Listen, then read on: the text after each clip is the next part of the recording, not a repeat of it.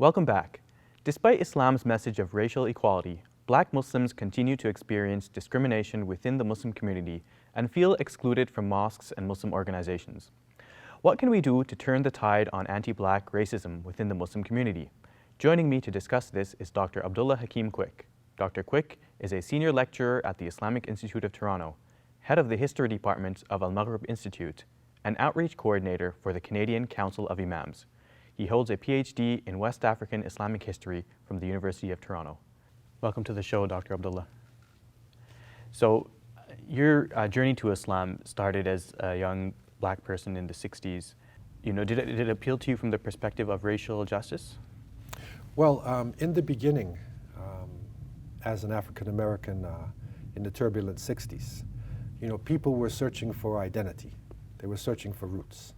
And when you go into West African history, you'll see a number of great West African Muslim leaders, and you see Muslim empires. So that really is one of the concepts, or one of the destinations for the mind of a searching young person.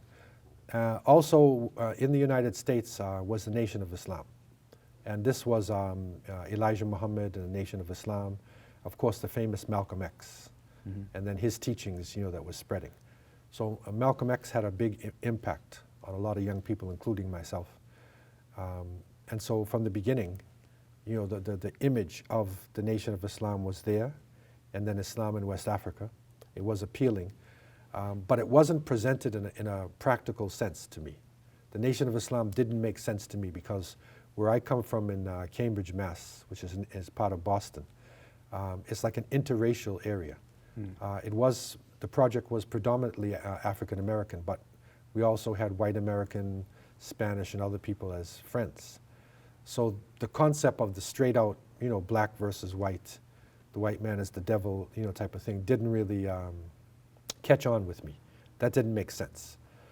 Do for self, believe in the Creator, get away from the false notions in Christianity, that made sense. And so I didn't really go into it so much. I kept it, as part of the consciousness, and then continued my search. So when you did become Muslim and you entered into the Muslim community and you started to get involved, were you surprised to find that racism existed within the Muslim community? Well, when I accepted Islam in 1970, here in Toronto, I had left America and I was here.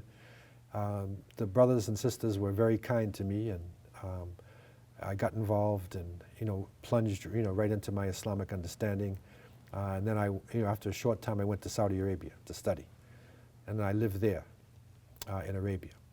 Now I was surprised in going to Arabia to find that there is tribalism. You couldn't call it racism in the sense of what we encounter here in the West, but it was definitely tribalism, and there was favoritism amongst the people there, and ignorance. It's really ignorance. I tell the people, a Bedouin in Medina, that I'm from America, and he said, "No, you're not an American. You're Egyptian or something. You're Moroccan." I said, "No, I'm an American." And then he says, "Okay, South American." So he couldn't deal with the fact of a North American. See, that's ignorance, okay? But tribalism existed, where they started looking down on certain groups of people, which would include, darker Africans, and maybe from India and in Pakistan, some other, they sort of looked down on them. So that was surprising to me, but it was reality of life. Mm-hmm. But it wasn't until I returned to the West and got back into the communities here that I started to notice some real tribalism that could border on racism, within the Muslims, who were practicing Islam, in the West. This is where I really started noticing it. Can you recall any examples or trends that you noticed? I started noticing that generally if you go to conferences and you see African people, they're usually calling the adhan or doing security. You very, very seldom, see them leading salat or as the scholar or something like that. Also, we noticed that when African Americans embraced Islam, or Hispanics, it was a good reception. But when a white American embraced Islam, it was like, paradise. and that person would suddenly be put to the position of leadership. Sometimes they would even let them lead Salat, and they couldn't even read, Quran properly, or that they become immediately scholars and famous people. That was a form of racism, because racism is not only a superiority thing, on the part of one group, but it's an inferiority. So this is an inferiority complex, where you feel that, based on your color or your ethnicity, that you are inferior to the other person. So it was the effects of racism in the community. And really, to be honest, the white Muslims who I met, they didn't want this. They didn't come into Islam to be on top. They came into Islam to be with everybody else. But it was the ignorance of the people, that effect of racism, which pushed them into positions that they didn't deserve. Now, black Muslims account for arguably 1/3 of the Muslim population, and Islam, there shouldn't be racism in it based on the teachings of the Quran and the example of the Prophet Muhammad, peace be upon him. Why do you think racism persists? Well, first we have to look at racism in the sense of the basis of racism is ideology. It's a concept of superiority and inferiority. And then you have expressions of racism, which is calling person by names. And then you have institutionalized racism, which is where the color or the ethnicity, affects the person's position. Okay? So within our tribal understandings, Muslims have forms of racism within their own ethnic understandings. For instance, in India, the ancient caste system, which was developed thousands of years ago, was based on the Brahmin people who came from either Germany or Russia. They were blonde-haired, blue-eyed people, and they conquered, parts of India, and they subjugated, the population, Dravidian people who were dark-skinned Indian people, and they set up the caste system. And the word for caste in the ancient Sanskrit, varna, actually means color. So literally, the lighter you were, the higher you were up on the caste. And that was institutionalized. And so that caste-type thinking even affects Muslims, even though Muslims are not Hindus. But it affects the way of thinking that the lighter is sort of like the most intelligent and the most beautiful. And so that concept was there. You also have in parts of Arabia, where some slavery did from East Africa, happened. It wasn't as much as the Atlantic slave trade, but there was domestic slaves that came into many of the houses. So they started looking at, this is in the 18th, 19th, 20th century. So they started looking at African people in a slave type position. Okay, so that concept is also there. So we have within our folk cultures, it's really our modern day jahiliyyah, ignorance. We carry this with us, and it comes out sometimes. And you'll find in certain languages, in Arabic, they use the word abd. They will see a black person, and sometimes some dialects of Arabic, colloquial, they'll say, oh, that abd, and that means a slave. Even in forms of Somali language, they say adon, which means slave, because the lighter-skinned or the Bedouin, straighter-haired Ethiopian Somalis, nomads, they conquered the agricultural Somalis, who were more Bantu-looking Africans. Okay, they're both Africans, but they conquered them and used them like serfs. In Europe, they work under the Lord. It wasn't ball and chain slavery, but they would subjugate the village. So they carried that with them. So they literally refer to darker-skinned Somalis as slaves. Yeah, adon, and the Arabs would say abd when they talk about a darker-skinned person. Although this is all relative, because when you go to Saudi Arabia itself, you find that there are many Bedouins, who are black, and within the cultures in Sudan and Egypt and many places, there are black, dark-skinned people who are original Arabs. So it's not the same color line that we have here in the West, but it is there. And unfortunately, because of mass communications, in the past 50 years, the Western concepts are now spreading everywhere now, and it's even having more of a dangerous effect on our own populations. So the racism coming out of movies that we had to go through here is actually affecting people, in the Muslim world. So that complicates the issue. And so now that the person who's an African person now who's coming into Islam has got to face, these negative cultural baggage and also the negative racist stereotypes that come from the movies that always has the black person as the second, class citizen or the, second-rate actor. If you have a movie and, that the black person usually dies about 40 minutes into the movie if they're fighting aliens or whatever, and there's a black guy in the group, about 40 minutes, he's gonna die. He's always the first one to Right, go. he's very rarely is he the hero of the program. Right, so that's a type of bias, stereotyping racism that's still within our movies. Darth Vader, the darkness, the evil. It's still within the Western culture and affects people up until today.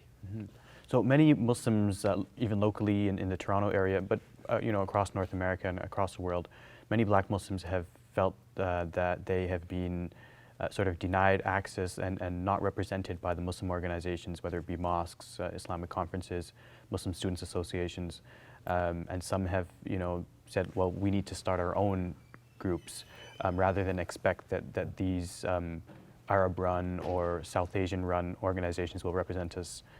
It's not going to happen. And it feels like there's been sort of a bitter divide there. What recommendations would you make in terms of how to bridge that divide and help these Muslim organizations find solutions to anti-black racism? Yeah, well, in the United States itself, because you have large black communities there, it is natural to have a masjid that is predominantly African American. It shouldn't be exclusively, but it's natural to have that, so that's not a problem. But in Canada, where you don't have large black communities, there really is no reason why we should be having these ethnic groups. But in the past 20 years or so, we've actually expanded into, ethnic type mosques where it wasn't originally in Toronto area. But now, you'll find, for the most part, the masjids are based on ethnicity. So, for, the recommendation that, I've been making is, number one, is education. Because the basis of racism is an ideology. It's a belief that one group is superior to the other. So we need to understand what racism is. We need to understand how the Prophet Muhammad, peace be upon him, struggled against racism, because it existed amongst his companions. Abu Dhar, one of his companions, called Bilal, who was, an African. Abu Dhar was an Arab. He said, "You son of a black woman." And this got back to the Prophet, and he was really angry. And Abu Dhar said to Bilal, "Step on my head." And Bilal, of course, forgave him. But the point is, they were dealing with racism at that time. They were specifically dealing with it. And you'll see within the companions of the Prophet, peace be upon him, African people in key positions. The problem is we're facing with the Muslim community is that people accept Islam or practice Islam generally culturally. It's based on what my family did, not based on the actual traditions. So what we do is, if you go through a course of seerah, from an objective point of view, you will see that African people, Ayman, may Allah be pleased with her, she was the wet nurse of the Prophet, peace be upon him. She was like his mother. And she was a black Ethiopian woman. And literally he treated her like his mother. His mother died when he was very young. And so he treated Ayman, as his mother, literally. She was involved throughout his life. Throughout his whole life. Also, not only Bilal, but you'll be surprised to know that Bilal had a brother. His name was Khalid, right? And Bilal had a sister, Ghafira. And most people don't know this. Okay, so when they think of black, African Muslims, they say Bilal. Okay? Muhammad ibn Maslama, may Allah be pleased with him, was considered the knight of the Prophet, the horseman. Famous Sahabi, black African. Okay? Salim, Mawla Abi Hudayfa, one of the great readers of the Quran, was dark-skinned person as well. And there's a number of names, Muhajir, there's a number of names of early companions. And now if you look at it, and this is what we teach in the class, in the first 5 to 7 years, the Muslims are basically in Mecca. They're made up mostly of Arabs from Hijaz, and then some other people as well, from the slave classes. They went to Ethiopia, and then from there they went to Medina. So when the early community was in Medina, the majority of the Muslims were Hijazi Arabs, either from Medina or Mecca, and there was a few people, Salman al-Farisi, Suhaim al-Rumi, there was a few other people who were there, but the majority were either Hijazi Arabs or Africans, because 32 Abyssinians went from Ethiopia to Medina when the hijrah, when the migration happened. Okay. So literally that early community, it was a common thing for a person to be an African Muslim, okay? There's no Pakistanis, no Indonesians, very few Yemenis, by the way, no Syrians, no Iraqis at that time, So okay? African And this is Islam was quite described by the Prophet as the best generation. He said the best generation is, this is my generation. Okay, so this is African Muslims now. So now an African Muslim comes into a mosque today, and the other Muslims from Pakistan, Syria, you know, whatever, say, are you a Muslim? Now, so imagine how the person feels, right? When his family can date back to the early period of the companions. Okay, so this is ignorance, and through education we can understand that African people have been part of Islam right from the beginning, and then of course North Africa, and then it is reported that some of the Sahaba and then Tabi'een, the next generation, from the Prophet's companions, right, and then the next generation, that they actually migrated to Somalia, to Djibouti and Somalia. Maybe if we have more time in another segment, we can talk a little bit about the early period of Islam in Abyssinia, what's now Eritrea, Okay. And what later became known as Ethiopia, I guess. Yeah. Right. Okay, thank you very much, Dr. Quick. Hey YouTube, we hope you benefited from this video. If you liked it, or if you didn't, let us know in the comments below. And if you're interested in learning more, check out some of our other videos. And don't forget to subscribe so you can get new videos every Monday, Wednesday, and Friday.